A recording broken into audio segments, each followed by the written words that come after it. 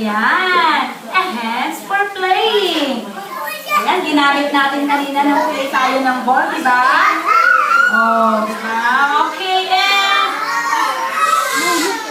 light J. Light J. Quiet. Amanda. JP yan. Hindi natutuwa si teacher. Hindi natutuwa. Kailangan makinig.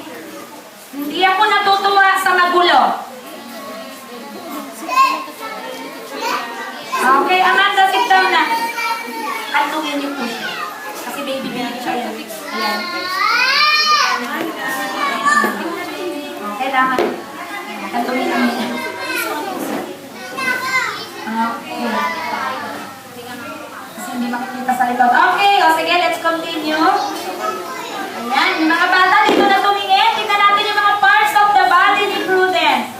Okay, and a pipi for making wee-wee. Ayan, pag nag-wee-wee-wee, meron si Prudence na